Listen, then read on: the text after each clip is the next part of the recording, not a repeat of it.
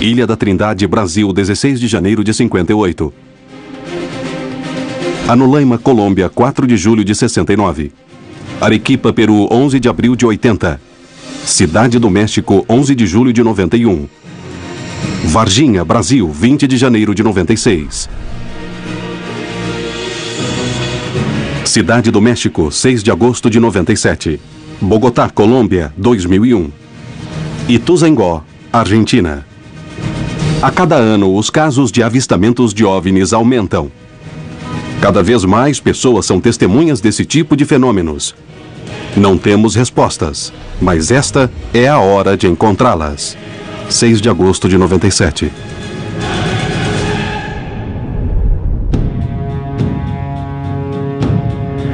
Eu vi um objeto voador não identificado. Não tinha motores, não tinha nada externo como meio de propulsão. Fomos visitados por extraterrestres? Nós não estamos sozinhos no universo. É iminente o encontro com os irmãos mais velhos. Não temos nenhuma evidência de seres inteligentes em outros mundos. As pessoas podem dizer, é um OVNI alienígena ou não é, pertence ao Comando Espacial Americano. Os relatos se sucedem e os resultados não são publicados. É o momento de recorrer aos casos mais impressionantes da história ufológica da América Latina e descobrir o que realmente acontece sobre nossos céus. A resposta está para ser revelada.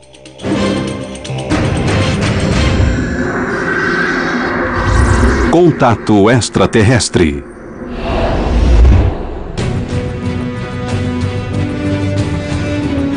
O fenômeno extraterrestre pode ser real?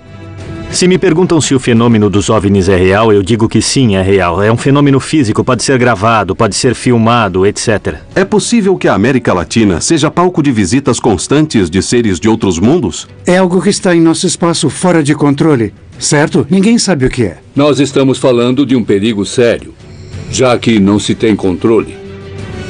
Quais são os segredos que se ocultam por trás do fenômeno dos OVNIs?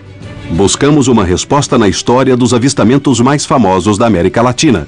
Esta é a hora de percorrer o caminho, recolhendo indícios de todo o continente. Buscando coincidências e analisando os casos.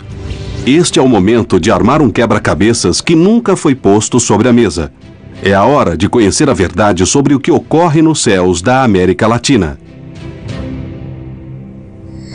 Podem existir respostas no passado. Os primeiros povos do continente conviviam com seres de outros mundos?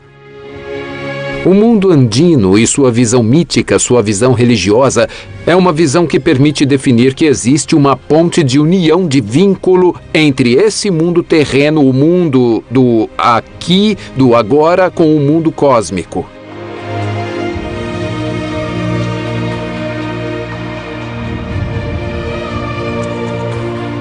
Existe uma série de elementos, como os chamados petróglifos, ou alguns elementos em pedra, mas se os analisarmos no contexto, podemos perceber que essas sociedades tinham uma estreita relação com as constelações e com o mundo das estrelas.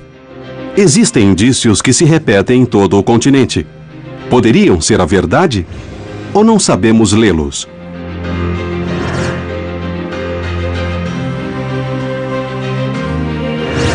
Desde o suposto astronauta alado na cidade maia de Palenque, no México, até as inexplicáveis figuras do deserto de Nazca, no Peru, as pistas se espalham por todo o continente e ampliam as dúvidas dos pesquisadores. Fica muito difícil para estabelecer essa relação entre extraterrestres e as mais antigas civilizações. No entanto, existem algumas questões que deveriam ser analisadas mais profundamente. O conhecimento dos maias, em especial, excede qualquer explicação convencional. Ou foi herdado de outra civilização que desconhecemos, muito antiga na Terra, ou então é um conhecimento que vem de fora. Essas capacidades não temos de ser egoístas e pensar que vieram de qualquer outro lugar. Existem indícios em todas as culturas latino-americanas. Os povos nativos não temiam nem negavam a existência, provavelmente, como se diz, de irmãos mais velhos. É no passado que se encontram os primeiros indícios de contato extraterrestre. Não há dúvida de que um dos grandes enigmas que a humanidade tem é saber se há vida em outros mundos. Talvez, junto com a própria origem do mundo e a origem da vida, o terceiro grande enigma seja se estamos sós ou não no universo. Não podemos negar todas essas coisas, nem fechar os olhos e pensar que não existem. Temos que estudá-las. E temos também que criar uma política de governo, porém não como um país, mas como humanidade. Quer dizer, para fora, uma exopolítica. Exopolítica é uma nova ciência. É uma ciência das relações entre as civilizações inteligentes do universo. Todas as interações que tivemos com outras civilizações, e há documentos de que existem múltiplas civilizações visitando a Terra agora. Todos nós somos afetados pela exopolítica.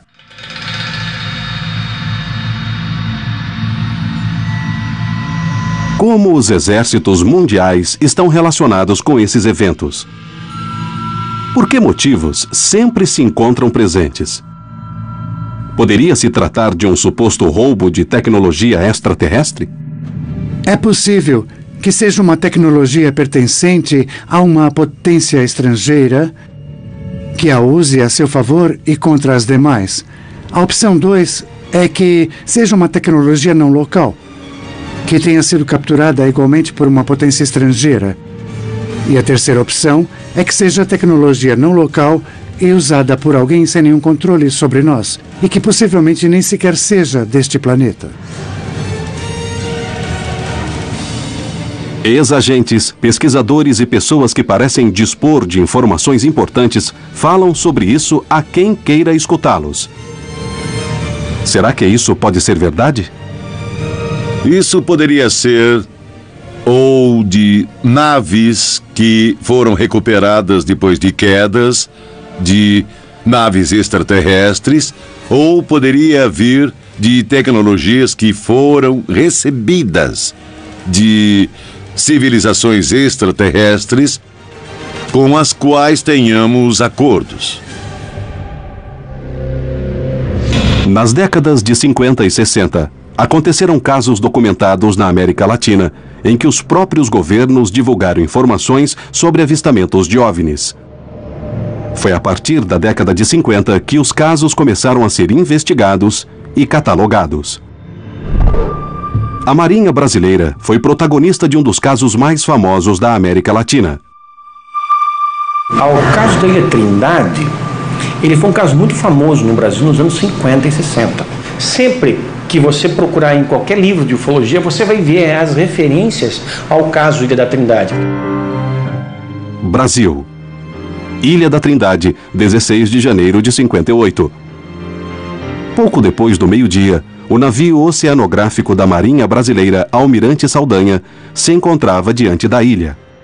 O Almirante Saldanha, que era um barco de escola, um barco em que se ensinava a ser marinheiro, e havia uma quantidade de oficiais a bordo, uma coisa entre 2 e 3 dúzias, e todos viram o fenômeno e chamaram Almiro Baraúna para que ele fotografasse.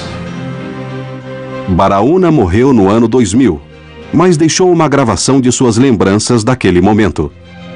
Ele estava pescando, de repente ele olhou assim no horizonte e viu um objeto deslocando. Eu vi a fotografia lá na marinha e comecei a fotografar.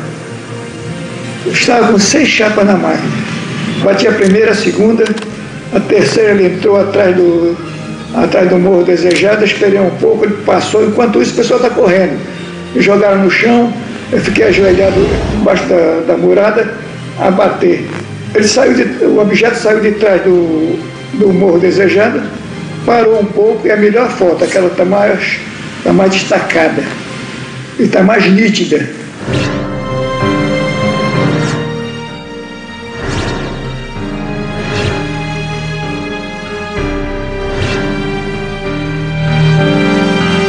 As fotos foram reveladas no próprio navio, sob a supervisão do comandante.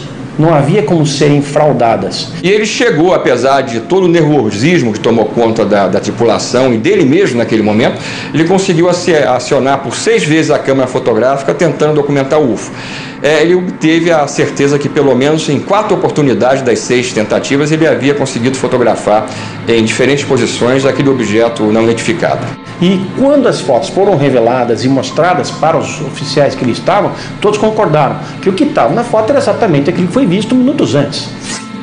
Rapidamente a notícia veio a público e a Marinha decidiu realizar uma investigação do caso. Não só as fotos foram analisadas, periciadas, mas os testemunhos colhidos, analisados, e o próprio Baraúna foi chamado várias vezes. O avistamento da Ilha da Trindade foi tão importante que o Congresso levou ao Poder Executivo um pedido de informações que teve de ser respondido pelo então presidente Juscelino Kubitschek. O presidente na época era Juscelino Kubitschek e ele tomou conhecimento das fotografias. Devido ao modo como foram tiradas as fotografias e revelados os negativos, a quantidade de testemunhos e as perícias realizadas, o caso da Ilha da Trindade mereceu grande credibilidade.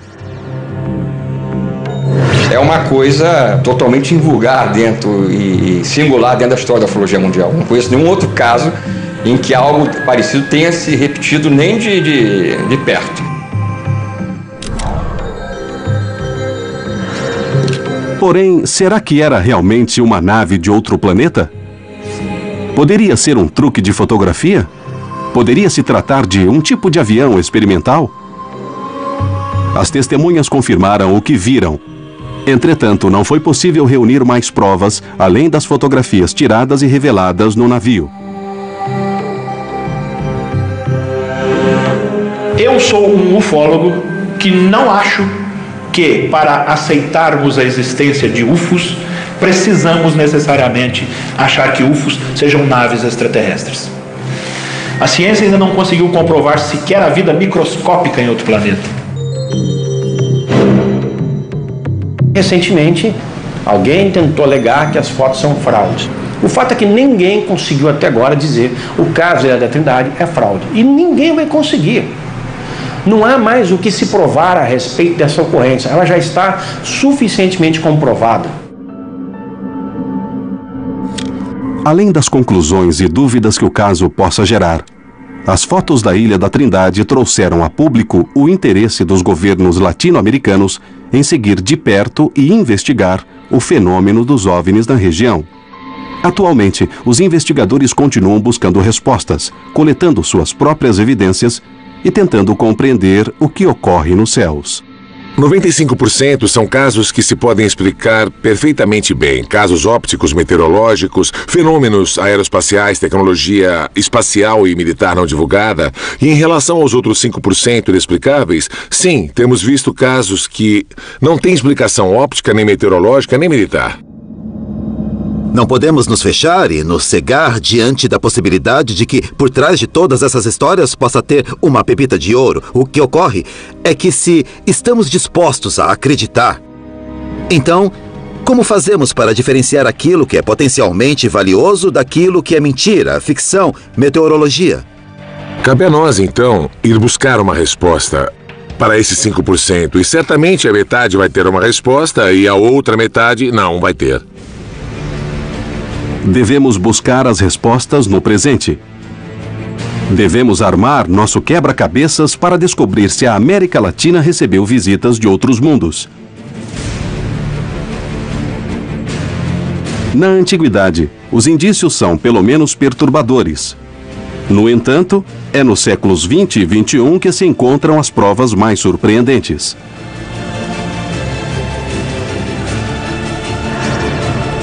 Devemos analisar o que ocorreu em nosso continente para achar as respostas sobre o contato extraterrestre na América Latina.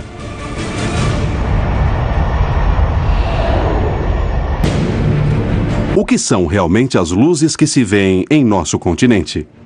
Será que os governos da América Latina guardam informações secretas? Essas luzes trazem algum perigo para os céus e as pessoas? Até meados da década de 60, os organismos oficiais divulgavam os casos. Porém, algo mudou de repente. Anulaima, Colômbia, 4 de julho de 69. O caso de Arcêncio Bermúdez é um dos casos mais impressionantes e também mais curiosos da história dos extraterrestres na Colômbia. É o mito da ufologia colombiana. É um dos casos mais antigos, pois esse caso foi de 4 de julho de 1969. Nessa noite, Arcêncio Bermúdez se encontrava em sua chácara, a 50 quilômetros de Bogotá. E estavam alguns parentes, estava uma prima e os sobrinhos dela. Estavam com uma lanterna falando em código Morse. De repente, algo estranho aconteceu.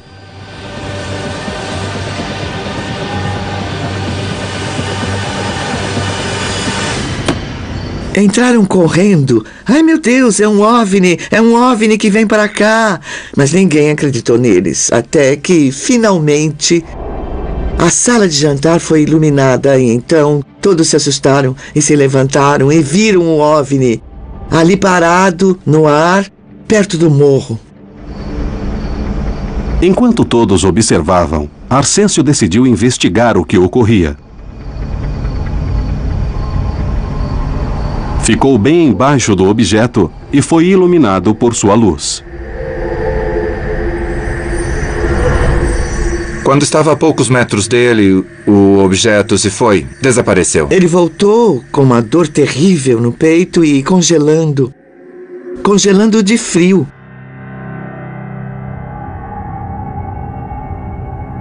O médico o examinou. Não parece uma infecção intestinal. Vamos ter que colocá-lo no soro.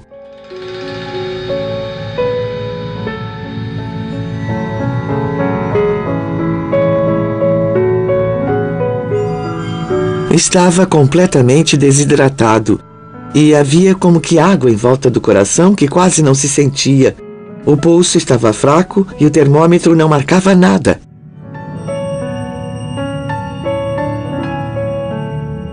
O caso não teria maior importância se o Sr. Bermúdez não morresse depois de 4 dias.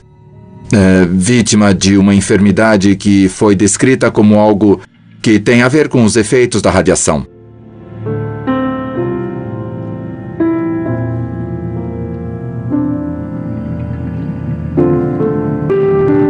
Arcêncio Bermúdez morreu sem que se pudesse fazer nada. E o mistério continuou. Depois de uns dias, fizeram um contato pessoas da APRO, que é um órgão da NASA, e aí perguntaram se era possível levar o cadáver de meu tio, pois necessitavam dele para fazer alguns estudos lá na APRO. Mas o irmão de meu pai não quis dar permissão. No entanto, 5 anos depois, o corpo havia desaparecido. Existe muita especulação ao redor do caso. Até se menciona que vieram os especialistas dos Estados Unidos que roubaram o cadáver. Coisas desse tipo. Há algo de folclore nisso.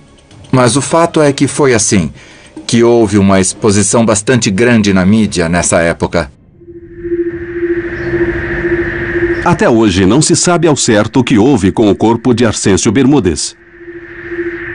Será que foi uma grande coincidência ou a luz realmente estava envolvida com a morte de Bermúdez? Poderia ser algum tipo de teste radioativo?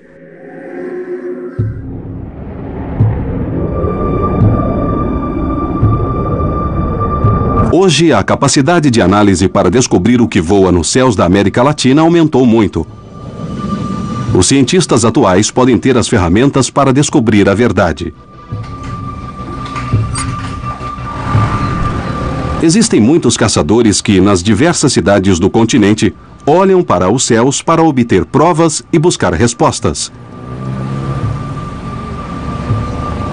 Lentamente, aqueles que começavam a ver objetos nos céus passaram a se organizar. Nos dividimos em grupos, cada um recebe as coordenadas de 2 ao norte, 2 ao norte e 2 ao sul, nos 4 pontos cardeais, por favor. Os vigilantes do céu gravaram, no decorrer de quase 20 anos, milhares de imagens. E às vezes é um pontinho que de repente alguém captou, mas também há de repente coisas extraordinárias que temos que analisar, que temos que ver. Tentamos nos organizar para gravar um fenômeno através de 2 ou 3 câmeras no mesmo instante e em diferentes zonas. Fomos até a zona do deserto, fomos a Tijuana, nós ficamos ali por uns 15 dias e ficamos lá observando. Estamos constantemente com pessoas olhando os céus. Nem todos são bons, nem todos são espetaculares. Porém, estão aí esperando uma resposta e se fala de objetos voadores não identificados nestas imagens. Os avistamentos na América Latina têm trazido nos últimos anos experiências únicas. Muitas pessoas observaram o mesmo objeto e esses tipos de fenômenos foram gravados por diversas câmeras de vídeo. Todos afirmam verem luzes que não têm explicação. O vídeo de Pedro Hernandes, no qual um objeto libera mais de 100 esferas, é absolutamente inquestionável. No dia 2 de maio de 2009, eu me dirigi até satélite, para as torres de satélites. Então observei um objeto que estava abaixo. Vi um avião e pensei, vou gravar o vídeo com a referência desse avião que vinha. E no momento em que vai passando o avião, vou focando no objeto que estava no fundo. E foi então que esse objeto começou a soltar. Não sei se podemos dizer centenas de esferas que foram saindo de um e de outro lado. O objeto dava voltas, dava muitas voltas quando ia saindo as esferas. Quando parou de expulsar as esferas, seu movimento ficou bem mais lento. Porém, Pedro Hernandes não foi o único a gravar esse fenômeno. Nesse mesmo dia, de outro ponto da cidade, Alfredo Carrillo também gravou o objeto.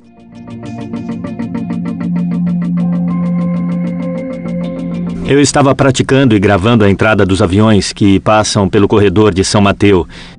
E quando estava gravando um avião KLM que vinha da Holanda, eu percebi a existência de um objeto escuro que estava pairando. Esse objeto começou a expulsar esferas para os 2 lados. E depois os objetos sumiram. Tentei segui-los, mas como nesse dia o sol estava na frente, não consegui continuar filmando.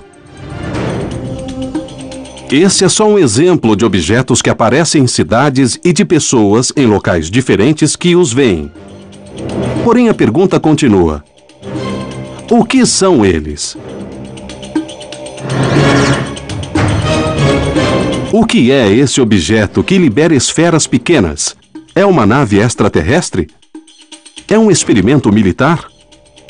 Só podemos afirmar que se trata de um OVNI.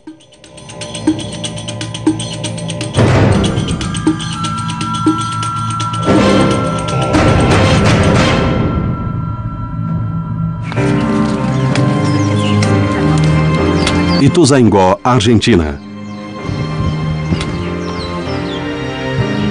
Vi uma luz que vinha do norte. Daí eu peguei minha câmera e comecei a filmar. Ele começou a crescer mais.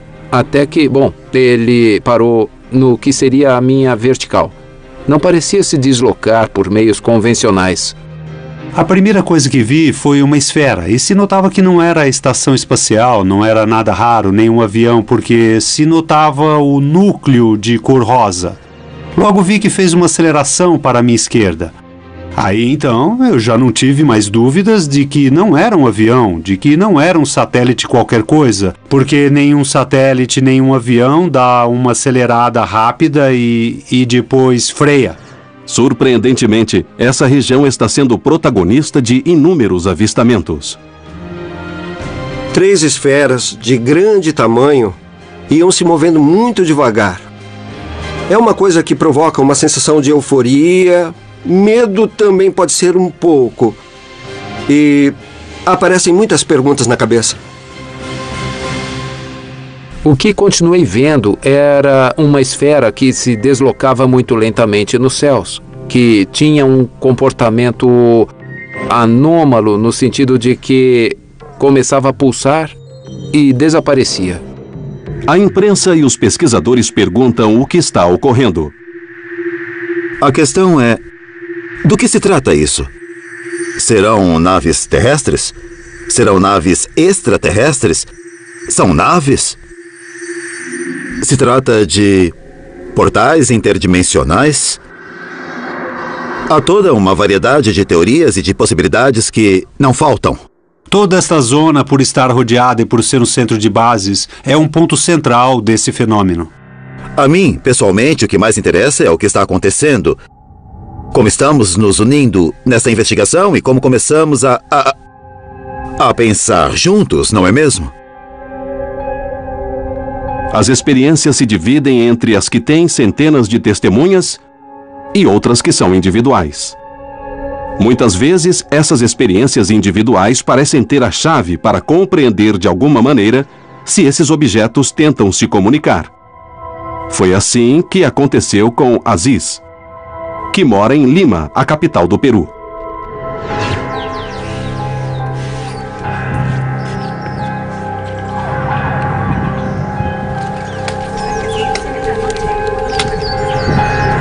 Às vezes sinto o impulso de sair depressa e eles aparecem, ou então às vezes eu estou ali e eles simplesmente aparecem. Eles começaram a permitir que eu passe a filmá-los. Finalmente eles me pediram que começasse a divulgar as informações. Tenho mais de 20 horas de filmagens de contatos. Na Ilha da Trindade, as provas estiveram visíveis. Em Anulaima, o caso de Bermudes não teve uma explicação. Será que realmente roubaram seu corpo? Por que ele morreu? Não se tem respostas. Porém, nos anos seguintes, outros casos continuaram a expor provas surpreendentes e sem explicação.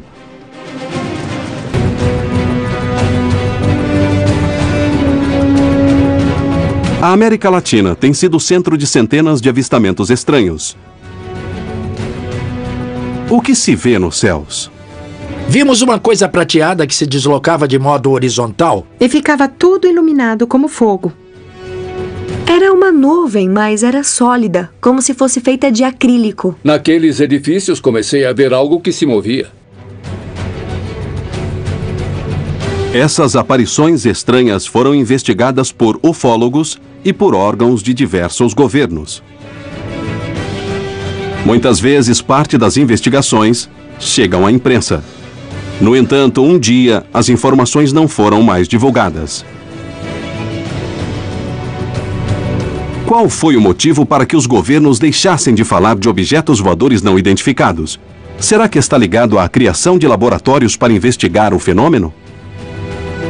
Esses laboratórios de OVNIs foram criados a partir das respectivas Forças Armadas, com o objetivo de manejar as informações que se divulgariam nesses países.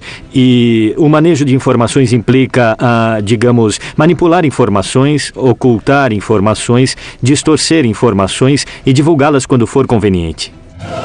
Sempre houve um cuidado muito grande, no início, pelo menos da ufologia brasileira, de um processo de intercâmbio de informações entre a área militar e a civil, coisa que depois, infelizmente, durante décadas foi eliminada, esse tipo de colaboração. No tempo em que estive em serviço, uma das coisas que tive de fazer foi criar, planejar e operar o Laboratório de Investigação de Fenômenos Aéreos Anômalos. Foi uma preocupação que a Força Aérea teve, porque nessa época havia muita atividade e muitos relatos de avistamentos. Quando se criava um laboratório de OVNIs, o primeiro a fazer era convocar as pessoas que tinham visto o fenômeno, e um desses fui eu. Há muito pouco tempo começou a investigação, e então eu desenvolvi esse trabalho que foi até 2005, e no qual se acumularam muitas informações durante esses anos com a OIFA. Neste momento, estamos sendo testemunhas de um avistamento de um objeto aéreo anômalo que está totalmente imóvel em cima do Monte Pilã. Houve uma grande quantidade de ocorrência de telefonemas diários e eram alguns interessantes, outros eram bem bizarros. Mas, sobretudo, eram ligações. Com a cabeça assim, uma cabeça cônica. Curiosamente, hoje, quando vamos a um laboratório de OVNIs da Força Aérea, dizem que não tem arquivos. Porém, tudo isso em um contexto um pouco obscuro fez com que, de alguma maneira, eu penso que atualmente a atuação do laboratório de OVNIs, mais do que esclarecer o tema, funciona como um tapa-olhos das informações desse fenômeno no Peru. Nós começamos um processo no Brasil em 2004, que é um movimento para pedir ao governo que abra os seus arquivos secretos sobre UFOs e reconheça a questão. Essa campanha foi tão bem sucedida que menos de um ano depois, nós, os ufólogos participantes dessa campanha, na época eu era coordenador da campanha, nós fomos chamados para uma reunião com os militares, nós fomos convidados pelos militares para irmos a Brasília e nos sentarmos à mesma mesa com os militares da Força Aérea Brasileira, que abriram para nós os seus arquivos, porém não podiam permitir que aqueles arquivos fossem copiados e mostrados à sociedade. E o nosso objetivo era que o fenômeno fosse reconhecido e os arquivos fossem abertos para a sociedade, não apenas para nós. A nível oficial, sempre temos uma negativa, sempre usamos os casos a que podemos dar uma explicação. Os que não têm explicações ficam guardados numa gaveta. E depois, em particular, reconhecem as inúmeras questões. Alfred Webb, ex-funcionário do governo de Jimmy Carter, decidiu contar sua versão. Quando eu era um futurologista no Instituto de Pesquisas de Stanford, foi proposto um estudo de comunicações extraterrestres pela administração de Jimmy Carter. Esse seria o primeiro estudo científico civil da comunicação extraterrestre na história americana. Infelizmente, o Departamento de Defesa norte-americano interveio e então interrompeu o estudo, e nós acreditamos que essa intervenção ocorreu porque nosso estudo teria descoberto relações e programas secretos que o Departamento de Defesa norte-americano tinha com diversas civilizações extraterrestres inteligentes. Na década de 80, houve uma grande mudança nos avistamentos de OVNIs. Mas, mesmo assim, alguns deles foram reconhecidos 20 anos depois.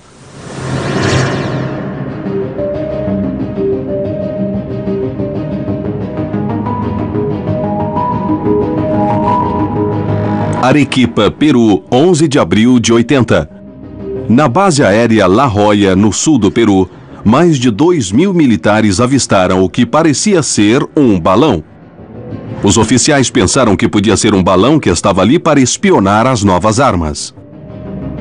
Havia 1.800 testemunhas que estavam atentas à manobra. Estive lá e estiveram 2.000 pessoas também. Nesse dia me encontrava no esquadrão aéreo desde as 4:30 da manhã esperando o trabalho com os militares. E chegou a ordem de comando para derrubar um balão que estava no final do campo e que brilhava um pouco com o reflexo do sol.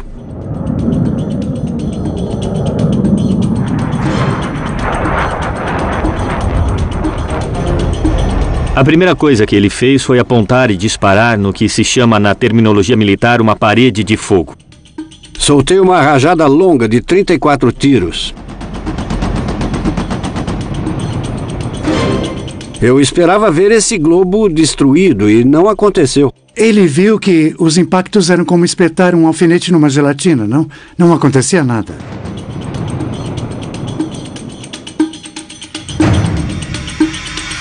Ele estava estático, mas iniciou um movimento subindo com velocidade.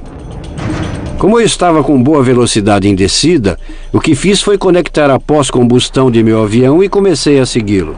Inicialmente o objeto estava a 600 metros de altura e chegou a 11.000 metros. Eu o persegui a 900 km por hora. Não podia alcançá-lo, mas ele também não se afastava mais. O objeto fez uma coisa que viola a lei da física. Parou de repente. Me esquivei, voltei a tomar posição de pontaria e quando estava ainda chegando na distância de disparo dos canhões, cerca de 200 metros, o objeto que estava parado fez uma subida repentina de uns 1.000 metros e meu avião ficou sem possibilidade de disparar. Ele me evitou.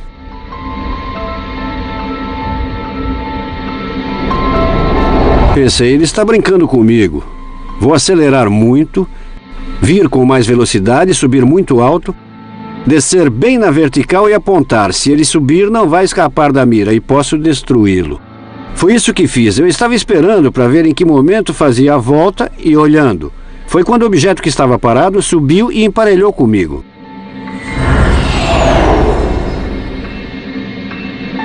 Aí acendeu minha luz indicadora de baixo nível de combustível, porque havia estado todos esses minutos com a pós-combustão ligada e consumindo muito combustível. Então já não me mantive a 900 metros para disparar, mas me aproximei a uma distância de 100 metros. Aí tive uma surpresa ao observá-lo detidamente. Vi que realmente era como um balão atmosférico, porém toda a parte da cúpula era achatada. Este é o desenho que Santa Maria fez depois de olhar o objeto. Então informei a torre de controle. Estou voltando por causa de combustível. Que venha outro avião, porque isto está interessante. O que houve com o balão? Não é um balão, é qualquer coisa menos um balão, não é? Eles conversaram e me disseram, continua com seu regresso, porque não operamos na altura em que estava e não vai sair outro avião. Santa Maria não saiu mais, e o objeto esteve toda a manhã em cima da base aérea de La Jolla. O que poucas pessoas sabem é que, no dia seguinte, à noite, o objeto regressou e passou como se estivesse em casa por todas as instalações da base aérea. E depois, se foi. Depois do evento, a Força Aérea pediu a todas as testemunhas que guardassem segredo absoluto sobre o episódio. Nos disseram que o objeto não iria se aproximar da base. Conseguimos afastá-lo, não aconteceu nada. Não foi violada nenhuma informação, então ficaremos em silêncio. Existe, de acordo com o testemunho de Santa Maria, uma ordem expressa de calar-se. E logo foi liberado com o propósito de fundar o Departamento de OVNIs da Força Aérea. Então, em primeiro lugar, é preciso evidenciar que existe uma política de silêncio. Mas em 2002 me pediram que começasse a falar para contribuir com a difusão do fenômeno OVNI. E comecei a falar livremente o que eu queria. Quando seu nível hierárquico é mais elevado, a possibilidade de falar é menor. Temos recebido relatos completos de oficiais que talvez antes da criação do departamento teriam medo de falar. Para quem trabalha nos céus, um fenômeno OVNI pode ser uma ameaça. Os controladores aéreos e os pilotos têm uma preocupação constante. O Serviço de Controle de Tráfego Aéreo tem como finalidade estabelecer a agilidade das operações aeronáuticas, a vigilância de que elas aconteçam dentro de parâmetros seguros. Meu trabalho é precisamente observar, e é quando se começa a pensar e se dar conta de que o fenômeno é tremendamente perigoso. A preocupação principal é a possibilidade de que essas atividades ponham em perigo as operações aéreas em geral e, sobretudo, a soberania, não? Um avião sempre vai se comportar como um avião. O fenômeno não se comporta igual. Vira muito rápido. Simplesmente não existem aviões que voem de ré. E então, se juntarmos tudo isso e pusermos na aviação, em que existe muito tráfego e a separação das aeronaves é de 30 segundos, nós estamos falando de um perigo sério. Um país tem de ser dono de tudo o que tem. E, assim como há um limite marítimo, há um limite no espaço também. Estamos falando que se no âmbito geral não é bem aceito, não é reconhecido, então nos deixa vulneráveis no âmbito profissional. Os casos na América Latina provocam interrogações. Algo estranho acontece, mas o que será? Diante da suspeita de um satélite espião, a Força Aérea Peruana deu ordens de atacar, mas as armas foram inúteis.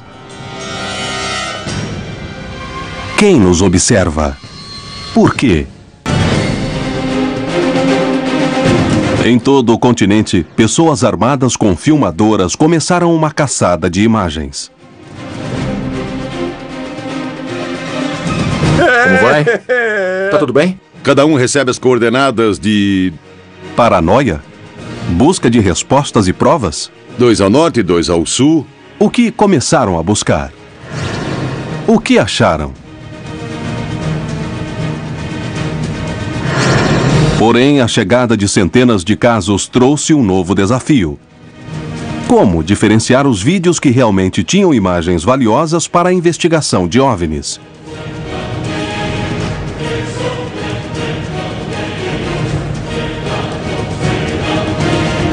Na década de 90, o fenômeno OVNI teve um aumento de casos e de investigações no México. Tudo começou quando, durante um eclipse, os céus foram observados de outra maneira.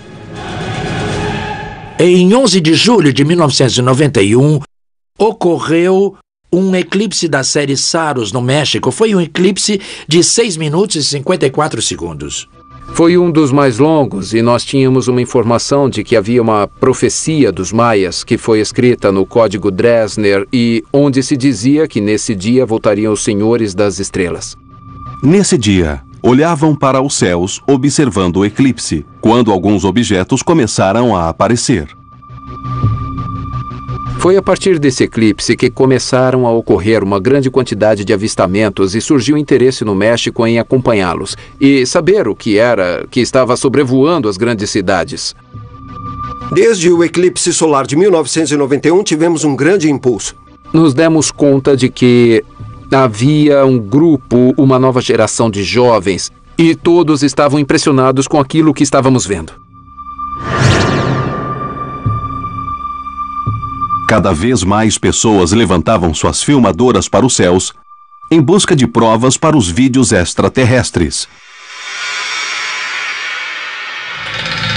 Depois do eclipse, um fato natural reforçaria o interesse dos mexicanos por olhar os céus. 21 de dezembro de 94. A 55 quilômetros da cidade do México situa-se o vulcão Popocatépetl.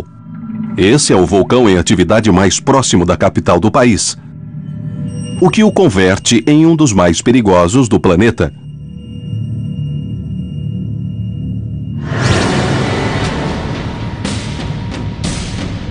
Uma explosão no interior do vulcão produziu uma nuvem de cinzas que se expandiu em um raio de 25 quilômetros. Mas havia mais do que cinzas, fumaça e lava em sua cratera.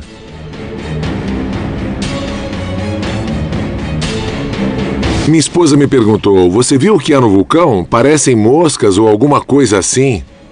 Bom, depois disso a gente começou a gravar e gravamos muitas coisas que não sabíamos o que realmente eram, porque nós vimos as coisas na câmera e pareciam objetos voadores, inclusive uns muito grandes, e daí em diante eu me propus a investigar isso. As câmeras fotográficas e filmadoras apontaram para as fumarolas e ali encontraram uma grande surpresa.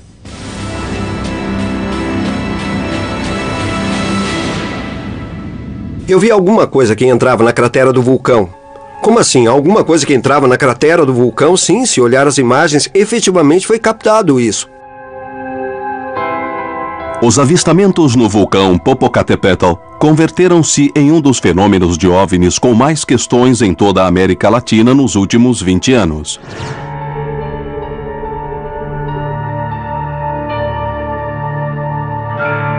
O entusiasmo também trouxe muitos erros e muitos vídeos que eram perfeitamente explicáveis, mas que foram interpretados como OVNIs. Dentro da óptica, existem diversos fenômenos nos quais é normal que as pessoas não conheçam. Uma das situações mais gravadas refere-se aos avistamentos maciços em que uma grande quantidade de objetos cruza os céus. O investigador Anthony Choi tem uma teoria. Ele crê que, muitas vezes, tratam-se de balões. Perguntamos se havia possibilidade de que um balão de hélio pudesse ser visto durante muito tempo. Ele pode chegar até 2.000 metros sem estourar. Um balão poderia ser confundido com um objeto voador não identificado?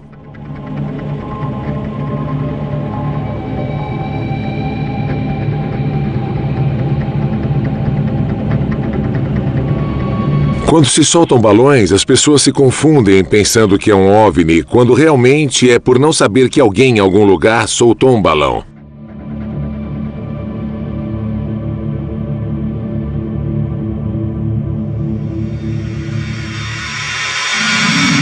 Olhar para os céus é um passo importante. No entanto, saber discernir os fenômenos que acontecem é fundamental para determinar qual objeto está sendo observado. Geralmente confundem muito o brilho bastante excepcional dos planetas quando estão no horizonte. Centelhas, meteoritos e cometas e também satélites. Desde há uns 15 anos, com a montagem da Estação Espacial Internacional, se multiplicaram esses avistamentos devido ao fato de a Estação Espacial Internacional já estar completa e já ser mais brilhante do que o planeta Vênus. Nas serras temos muitos eventos ao amanhecer e ao entardecer, porque tanto o Sol, a Lua e alguns brilhos muito intensos se refletem nos picos nevados e, em forma de tela, se refletem também nas nuvens. E aí existem movimentos bastante interessantes. E quem não está informado crê que são movimentos de naves bastante estranhos. Quando classificamos como OVNI, não significa necessariamente que validamos que seja uma nave de origem extraterrestre. Simplesmente que, por falta de dados ou por má informação, não podemos dizer exatamente o que é. Devido à mitologia que foi gerada em torno daqueles objetos que não se pode identificar, permaneceu durante décadas esta ideia de atribuir uma origem extraterrestre a um objeto que não se pode identificar. A criação de órgãos oficiais para investigar as denúncias da população civil revela a importância e o aumento da presença de OVNIs na região e deixa claro que os governos reconhecem que algo está acontecendo nos céus. 11h47 da noite, 9 de setembro de 95. Houve uma aceleração do número de governos que tornaram públicos seus arquivos sobre extraterrestres. Temos agora entre 30 ou 40 governos que tornaram os arquivos públicos e temos organizações de exopolítica em grande parte do mundo. As investigações vêm a público anos depois de serem realizadas. Os especialistas oficiais têm um objetivo. Mas qual é ele? Esclarecer os fenômenos? A quem se reportam? Será que os relatos completos chegarão algum dia à população? O quebra-cabeças está sendo armado. Contatos militares, interesses governamentais, objetos recuperados. Quem está por trás disso? No final da década de 90, aconteceram alguns dos casos mais famosos dos avistamentos de OVNIs em toda a história da América Latina. Centenas de gravações, milhares de testemunhas, situações inexplicáveis. Tudo isso se refere aos avistamentos de OVNIs no mundo todo e, em especial, na América Latina.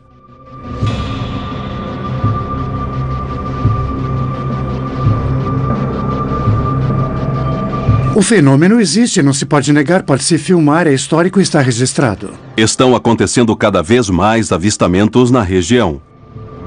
Centenas de testemunhas veem e gravam os mesmos fenômenos em diferentes lugares, confirmando que se trata de uma realidade que está em nossos céus. O sigilo dificilmente é evitado pelos investigadores, especialmente quando diferentes órgãos começam a atuar. Quanto maior é o caso, maior é o esforço das pessoas em detratá-lo. Quanto mais impactantes, mais as pessoas se esforçam para derrubar. Embora na década de 90 os civis levantassem as câmeras para os céus para caçar luzes e objetos, ocorreu um caso no estado brasileiro de Minas Gerais que deixou um sabor estranho na história dos avistamentos no continente. Para alguns, tratou-se do caso mais importante da história. Para outros, foi um exagero. Mas existe uma terceira posição. O caso Varginha segue sendo o segredo militar mais bem guardado do Brasil. 20 de janeiro de 96, cidade de Varginha, Minas Gerais, Brasil. Varginha era, até esse momento, uma cidade tranquila, pequena, e seus habitantes conheciam o fenômeno dos OVNIs como em qualquer outra região do planeta. Mas, a partir desse dia, tudo mudaria para sempre. Sem dúvida nenhuma, um dos mais bem documentados e pelo maior número de pessoas que já participou de uma única investigação ufológica em todo o mundo. O sul de Minas Gerais é considerado, no mundo, uma das regiões de maior índice de aparições. No entanto, são relatos, são registros que precisam ser bem estudados, passarem por uma filtragem, para que saibamos se realmente são fenômenos ainda não explicados ou fenômenos naturais e artificiais conhecidos. Tudo começou quando 3 jovens caminhavam de volta para suas casas. Era umas 4 e pouco, mais ou menos. Aí a gente descendo por um caminho, eu fiquei meio com medo de descer naquele caminho. Aí aconteceu da gente, né, avistar lá uma coisa estranha, que eu não sei o que era. Já a primeira coisa, a reação que eu já tive foi correr. Falei, vamos embora, porque, né, você não sabe se é bom, você não sabe se é ruim, você não sabe se vai fazer alguma coisa com você.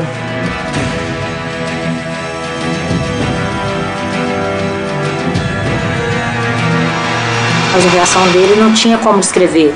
Se estava calmo, se estava nervoso, se queria avançar, se queria agredir, nada disso. Ele permaneceu lá e olhou para nós. E nós aqui correndo, claro, né? Porque sem saber o que estava vendo. A coisa estava viva, porque o ser voltou para ela, dirigindo o olhar e a cabeça. Elas, já vendo essa coisa de uma distância inferior, se assustaram profundamente, entraram em pânico e saíram correndo. As 3 fugiram depressa do lugar. A partir desse momento, a notícia correu rapidamente por toda a cidade. Foi divulgado na cidade que 3 garotas haviam avistado uma criatura, para elas desconhecida. O que eu vi é que é marrom, dos olhos vermelhos, a pele oleosa, estava agachado, mas não chegou naquilo que eu vi. Elas não estavam muito ligadas em assuntos de ufologia ou de extraterrestres. Falaram que era algo ruim, algo que relacionaram ao demônio, em razão da religiosidade delas e da cultura delas. A história das garotas seria só o começo de um caso muito mais complexo.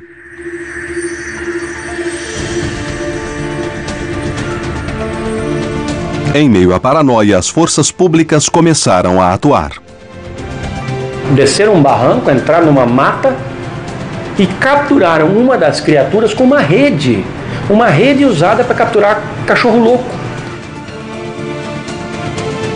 Depois, na parte da tarde, às 6 da tarde, também consta da história que 2 policiais haviam feito uma segunda captura, que um desses corpos havia passado pelos 2 hospitais da cidade e depois, na manhã seguinte, transferidos para o exército em Três Corações. Enfim, tudo isso consta realmente da história, mas não há nenhuma prova cientificamente aceitável para que nós tenhamos isso como absoluta verdade.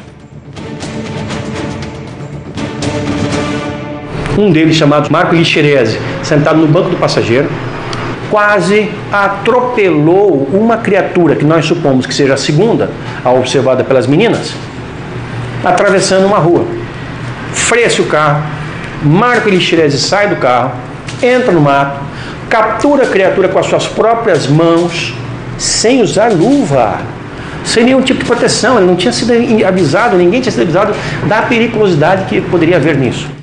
Coloca a criatura no seu colo e dirige para o hospital, que fica no centro de Varginha. Marco Lixerese faleceu cerca de 3 semanas depois de infecção generalizada de septicemia.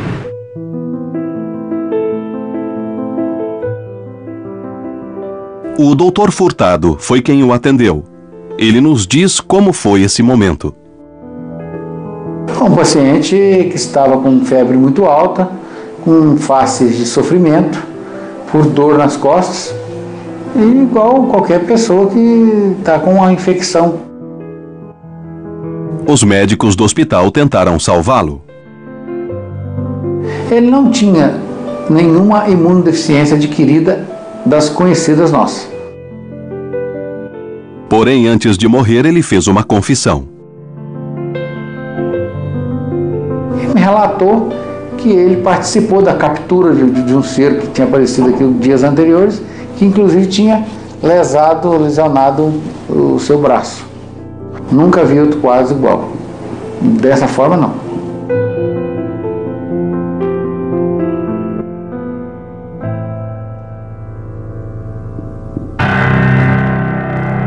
Acredita-se que nesse dia foram capturadas 3 criaturas em Varginha. Nunca mais se soube delas. Alguns vizinhos afirmam ter testemunhado movimentações estranhas durante esses dias. Na segunda-feira, que a gente ficou sabendo, eu estava indo rumo a Fernão Dias, e lá eu avistei 3 caminhões de comboio, né, do Exército de Três Corações. As forças militares negaram o incidente desde o primeiro momento. Esse militar me descreveu de maneira detalhada das manobras aparentemente ligadas ao acobertamento, que foram feitas para dissimular, na verdade, que no final das contas envolvia um contato com uma criatura morta, de origem não terrestre. O que realmente aconteceu em Varginha? Afirmar hoje em dia que criaturas foram capturadas pelo Corpo de Bombeiros, pela Polícia Militar e pelo Exército, como consta da história do caso, eu não posso mais fazer esta afirmação enquanto não tiver provas para serem exibidas. Tempos depois, o próprio Exército fez uma declaração pública com uma possível explicação. A conclusão deles de que elas teriam avistado apenas um rapaz da cidade que nasceu com alguns problemas de ordem orgânica e psíquica. Isso é uma conclusão de um dos setores. Houve uma pressão tão forte sobre os militares que, finalmente, na semana seguinte, foi liberado o atestado de óbito do rapaz.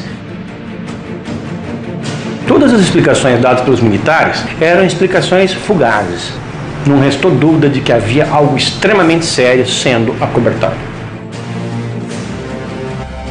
O caso de Varginha ainda permanece sem explicação. As versões oficiais negam o que afirmam as testemunhas, que mesmo com o passar do tempo, continuam a manter sua versão, sem contradições, como no primeiro dia. Dizer o que realmente foi com segurança é muito difícil, quase impossível. Foram os ufólogos que acabaram por transformar o caso Varginha em algo relacionado às crenças de que seres extraterrestres poderiam ter aparecido aqui e elas teriam avistado. O caso Varginha segue sendo o segredo militar mais bem guardado do Brasil, porque não há nada comparável ao que se passou em Minas Gerais.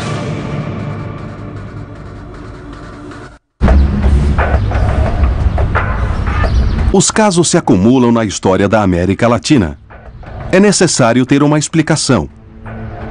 Pouco a pouco, os fatos se desenrolam e se arma o quebra-cabeças dos casos mais impactantes e reveladores. Apenas um ano depois dos eventos ocorridos em Varginha, surgiu uma nova prova. Desta vez, no México.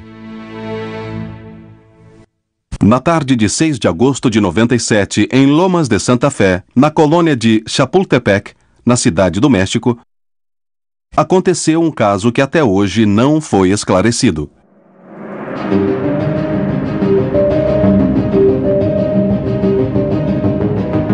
Chegou um vídeo com uma carta anônima, com um nome, porém, falso. Um vídeo que, no primeiro momento, eu pensei que não fosse verdadeiro. Porém, ao assistir o vídeo, o jornalista decidiu investigá-lo. Se tratava de um objeto que estava sobrevoando aquela zona e houve vários testemunhos de pessoas que foram afetadas. Uma das evidências mais claras que há do fenômeno e que até o dia de hoje não teve uma explicação satisfatória para todos. 6 de agosto de 97. O vídeo foi analisado por diferentes técnicos para confirmar se havia sido alterado ou se a fita era original. A tecnologia que existia naquele momento não permitia que ninguém pudesse ter feito isso. Teria de ser uma pessoa especializada ou pelo menos familiarizada com equipamentos de televisão ou sistemas de digitalização ou de animação para poder fazê-lo. E para quê? Por outro lado, no momento em que uma pessoa não se mostra de frente aos meios de comunicação quando já estão questionando sobre esse assunto, quer dizer então que poderia haver algo oculto? Ainda hoje não posso determinar com certeza absoluta se esse vídeo é autêntico ou se é falso. Eu o guardei, esperando que algum dia possa ter os elementos, porque de um lado e de outro tenho o suficiente para considerar que é falso, porém também tenho o suficiente para considerar que é autêntico. Essa é toda a verdade do caso do chamado OVNI de las Lomas. Agora, a tecnologia está influenciando os avistamentos porque fez com que qualquer pessoa possa baixar um vídeo de OVNIs ou possa fazer truques. E aí ela pode dizer, eu vi um OVNI e isso não ser verdade. Temos de investigar porque isso pode ser feito por computador. Será que um OVNI pode ter sobrevoado os céus de Las Lomas sem que praticamente ninguém o tenha visto? Quanto olhamos para os céus? Dia a dia, os casos se multiplicam e a América Latina tem cada vez mais relatos de avistamentos. Alguns deles são falsos, outros são enganos e alguns outros parecem não ter explicação. No ano 2000, as novas tecnologias se aliaram à busca e à investigação dos céus. Foram obtidas imagens que ninguém conseguiu explicar.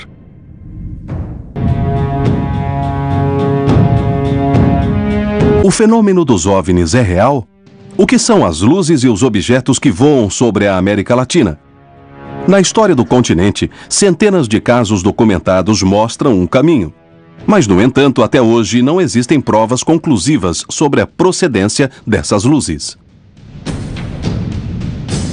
Devido à escassez de recursos no passado, as dúvidas persistiram. Porém, atualmente, graças aos métodos de gravação, será que poderemos descobrir a verdade?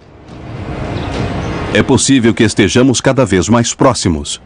No México, em 2004, um caso deixou os militares sem palavras, e eles solicitaram aos investigadores de OVNIs que o analisassem. O caso foi um escândalo, e até hoje não surgiu uma explicação definitiva.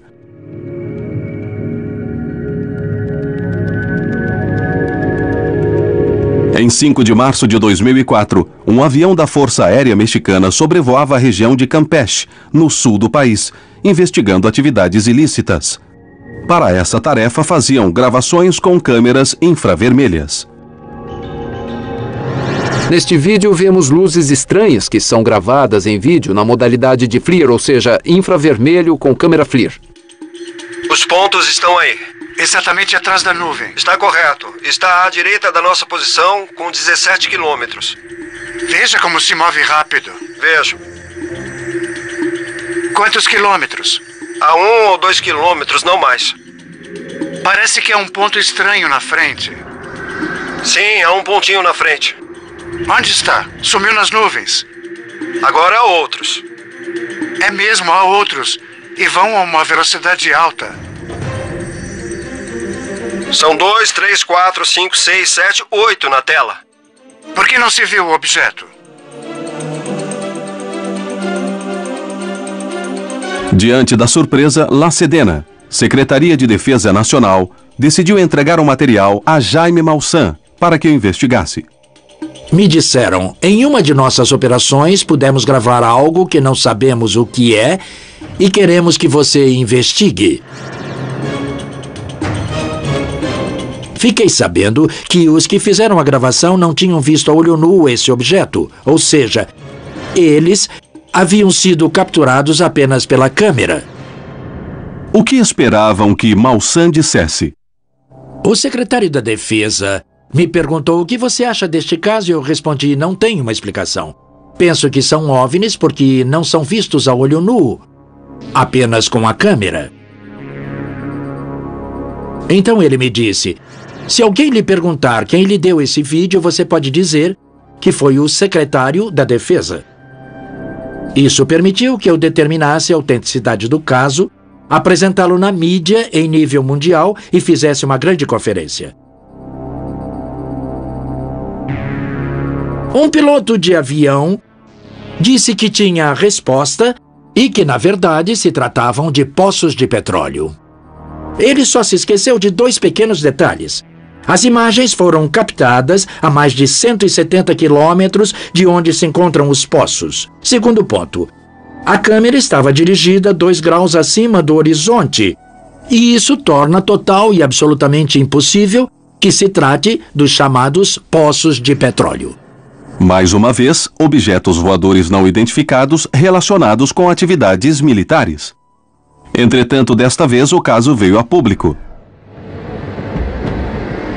Não importa qual seja o caso, alguém vai surgir com um argumento pseudocientífico, e então a mídia vai perder o interesse e aí vai terminar a investigação de algo que deveria ser muito importante. A ciência para o ufólogo é uma coisa que tem de se adaptar às pretensões do ufólogo, que está documentado com uma câmera e que, à primeira vista, algo que não se pode identificar já passa a ser uma evidência científica, e, na realidade, não é assim.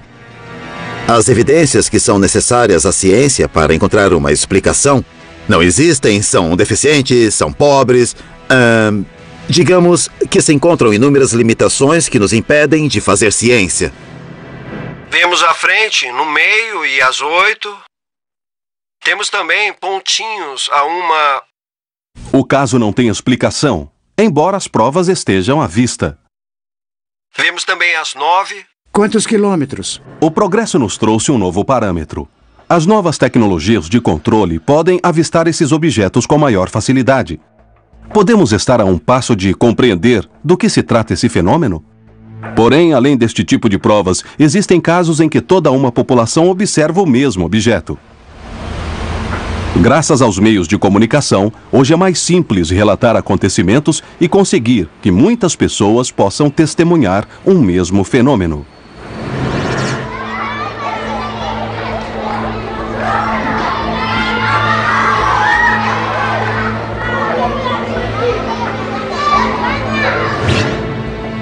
Foi isso que aconteceu em Nobsa, um município do departamento de Boyacá, na Colômbia. O avistamento de um OVNI não deixou dúvidas entre os vizinhos que foram testemunhas. Marcianos nos céus boiacenses. Durante os últimos dias de 2006 e os primeiros de 2007, uma estranha aparição nos céus deixou centenas de testemunhas sem palavras.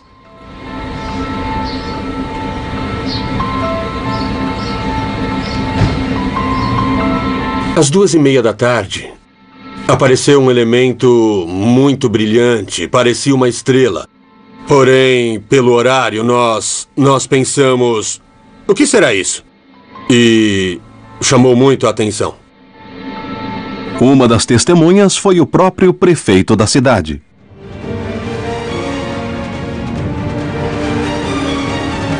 Era um dia muito agradável porque era um domingo e estava na minha casa. E um amigo me telefonou e me contou que estava vendo nos céus algum objeto estranho. Eu fui para a janela e efetivamente vi esse objeto estranho demais nos céus. E percebi que as pontas eram prateadas. E quando a parte prateada se voltava para o sol, ele imediatamente irradiava, como se fosse um espelho irradiando um raio de luz. Esse fenômeno durou mais de 2 horas e foi visto de outros pontos do município. E depois começou a se mexer lentamente. Começou a se deslocar no que me pareceu para o norte do município. E ao chegar ali, de repente, de um modo fugaz, desapareceu.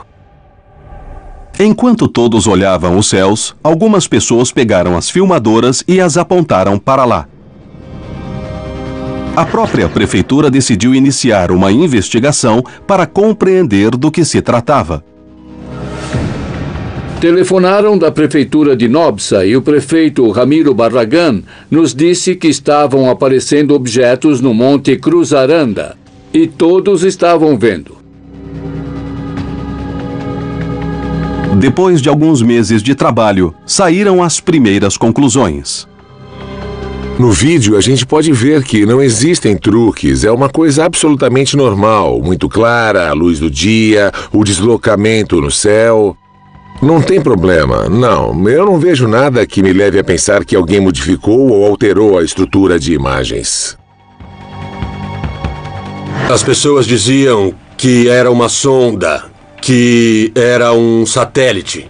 A partir da publicidade exacerbada de um caso ou de uma pessoa que afirma ter evidências, provas da presença de OVNIs em seu bairro, ocorre um fenômeno de cunho social em torno dessa pessoa, né? Contagia todo mundo. E as pessoas começam a contar a outras pessoas, que contam a outras pessoas e começa a criar uma visão coletiva. Podemos contar com o que os próprios sentidos nos permitem ver. Agora, quem me garante que, de fato, realmente esses sentidos estejam refletindo o que é a realidade? Até hoje, é impossível saber o que ocorreu nas montanhas de Boyacá. Terá sido histeria coletiva? É possível que todos tenham visto algo que não existia? O mais surpreendente foi descobrir que essa não foi nem a primeira nem a última vez em que luzes estranhas foram vistas nos céus de Nobsa. As pessoas também viram há muitos anos, quando não existiam meios técnicos para gravar coisas muito parecidas. O que ocorre é que naquela época se dizia que era coisa do demônio, coisas do diabo. E justamente por isso, até existem no município uma série de locais no alto das montanhas onde se instalaram, se construíram algumas cruzes.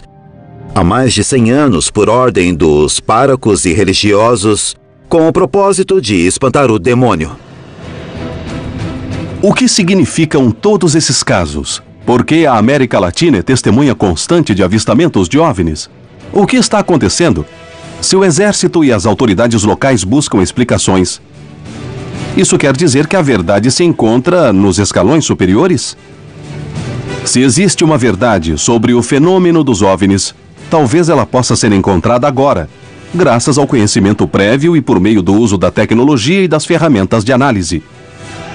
Como compreender o que ocorre nos céus da América Latina? Os casos mais recentes podem indicar o caminho a seguir. Atualmente, as forças de buscar os fenômenos extraterrestres mudaram. A tecnologia ajuda, mas também gera muita confusão. Quantos fenômenos são provocados por efeitos especiais?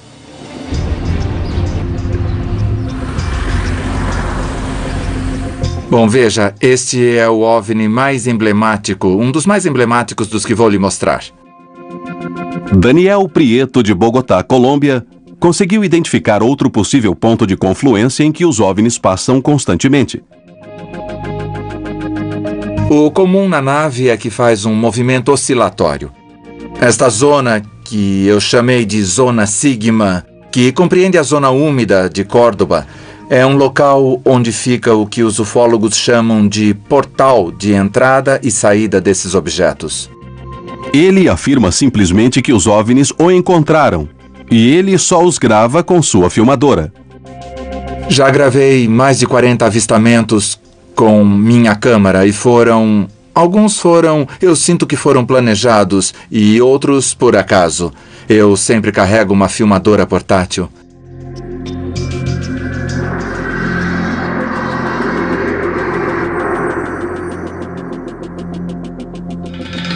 Claro que ficamos muito nervosos com a pressão do momento, mas aqui você o vê levitando. Porém, necessariamente serão extraterrestres? Isso talvez seja realmente um tipo de ilusão ou desinformação para ocultar mesmo os segredos que os serviços militares de inteligência têm. É uma tecnologia secreta? Ou simplesmente são objetos que as pessoas comuns não conhecem? Passou por cima de nós 5 um objeto triangular de cor cinza e todos pudemos vê-lo. E ficamos estupefatos porque o objeto estava passando por cima de nós. Vimos bem claro. Quanto aos triângulos voadores que vemos e que as testemunhas veem, e que foram fotografados. As pessoas podem dizer, isso é alienígena, mas não é. Isso pertence ao Comando Espacial Norte-Americano. Eles podem conter sistemas de propulsão e outros componentes que vêm de componentes extraterrestres que nos foram dados por programas de relação entre humanos e extraterrestres ou pela retroengenharia. Temos tamanha quantidade de satélites dando voltas, orbitando a Terra. Cada um deles tem uma especificação diferente. Há satélites chamados Flares que, por certo, em algum momento do dia, eles tiram fotos. Depois, há satélites russos que funcionam em trio. São 3 satélites que formam um triângulo perfeito. E também são confundidos com um OVNI triangular que esteja circulando pelo espaço. Porém, apesar de toda a vigilância voltada para os céus, muitas vezes é ali que as respostas desaparecem. Desde os primeiros anos da Revolução Espacial, os satélites podem ter sido responsáveis por avistamentos estranhos. Um caso ocorrido na Antártica na década de 60 poderia estar relacionado com satélites. Em 1960, uma sucessão de avistamentos obrigou a Marinha Argentina a iniciar uma investigação minuciosa em busca de respostas. Na Antártica, 3 de julho de 65, um grupo de militares e cientistas argentinos e chilenos estavam realizando pesquisas na Ilha da Decepção. Às 17 horas, viram um objeto que passou rapidamente, durante uns 15 segundos, em uma trajetória parabólica, e relataram isso. Às 19h20, foram fazer a observação meteorológica. Disseram um OVNI, e todo mundo saiu correndo para ver do que se tratava. Então avistaram um objeto que passava e mudava de cor, que se movia, e ali do campo meteorológico da estação, eles puderam ver as evoluções de um objeto que, para alguns, apresentou comportamentos que não se poderiam atribuir a nenhum avião, a nenhum satélite, nem nada parecido. Porém, o que foi que realmente ocorreu nesse dia na Antártica?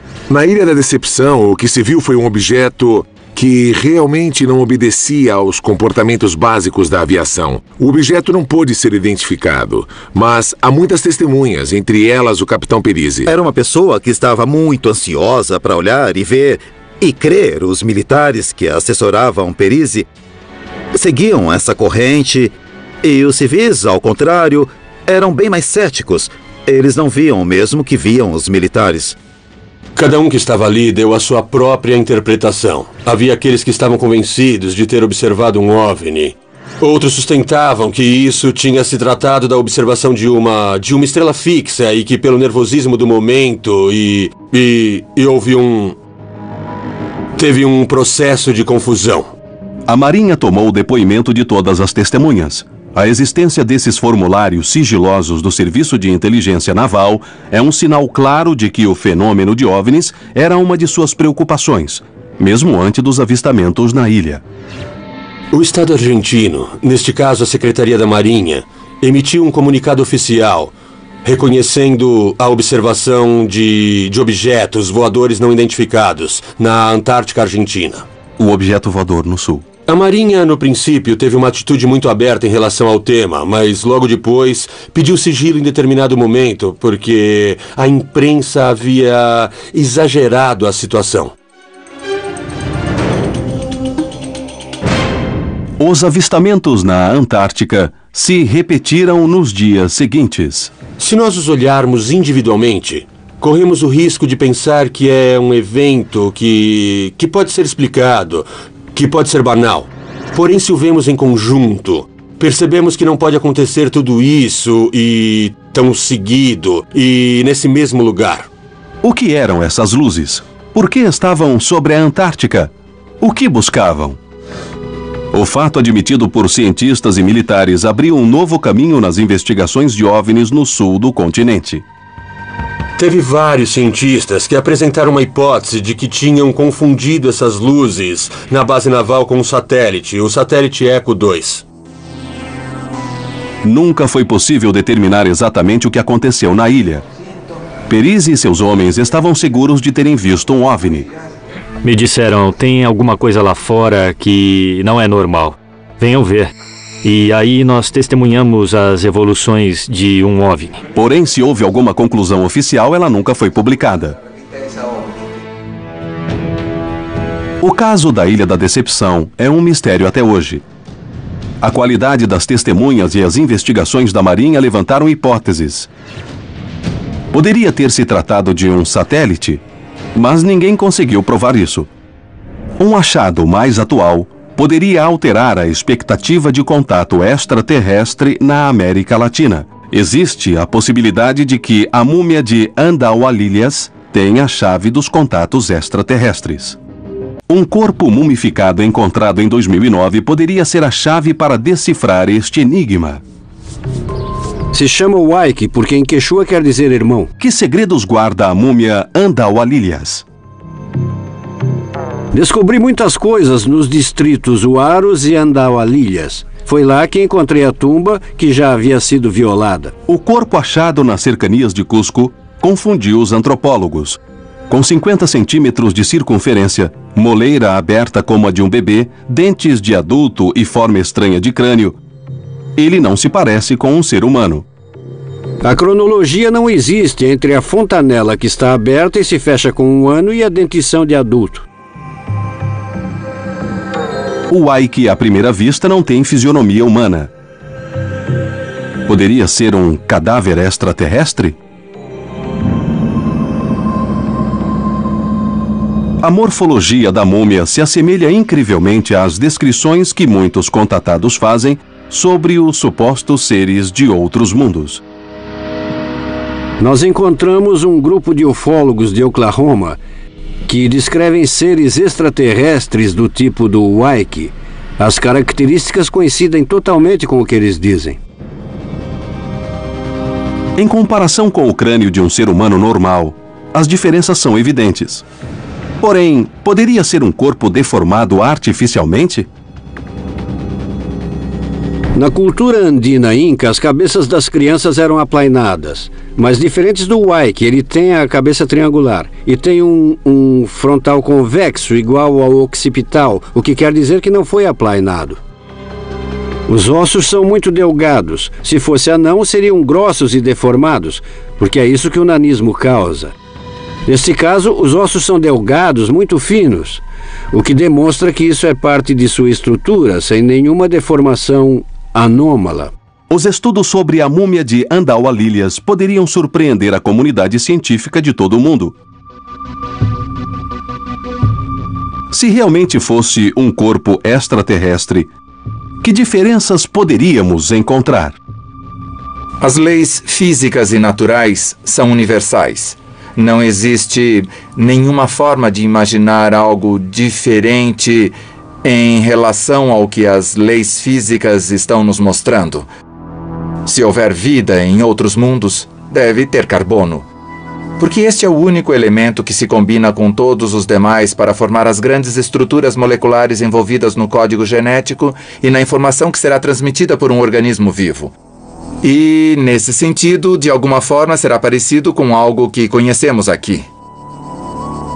Que opções existem para explicar a estranha forma da múmia de Andaualilhas? O que pode nos surpreender neste tipo de achado podem ser várias razões, sabe? Que podem ser compreendidas, por um lado, dentro da variabilidade humana, cuja origem pode ser causada por um traumatismo, alguma enfermidade ou alguns padrões de ações culturais, como as deformações tabulares. A múmia de Andaualilhas poderia ser uma peça-chave na busca de extraterrestres. Será que é um corpo deformado ou se trata de um ser de outro planeta? O que está havendo na América Latina? Há indícios de casos de OVNIs na América Latina. Não são conclusivos, porém são inúmeros. De norte a sul, de leste a oeste, os avistamentos se multiplicam. Alguns se repetem, outros são extremamente diferentes. Minha opinião pessoal é que nós estamos caminhando, na verdade, para algum nível de acontecimento maior, provavelmente em termos planetários, que acontecerá provavelmente com o objetivo de mostrar de maneira definitiva para a humanidade da Terra que nós não estamos sozinhos no universo. A quantidade de informações que temos encontrado valida a afirmação de que não estamos sozinhos, não estamos sós, de que estamos sendo visitados. Mas desde quando? Desde sempre?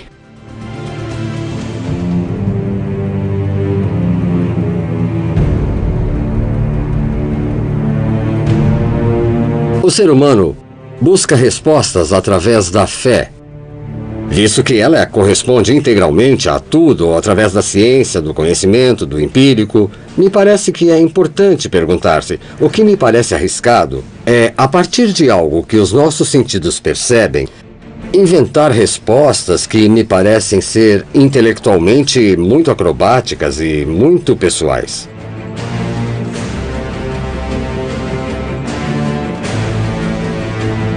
Me parece difícil, a partir do ponto de vista da ciência, que essas visitas sejam uma realidade. Aliás, existe um princípio científico que diz: grandes afirmações, grandes evidências. E a afirmação de que estamos sendo visitados por seres de outros mundos em discos voadores é uma grande afirmação.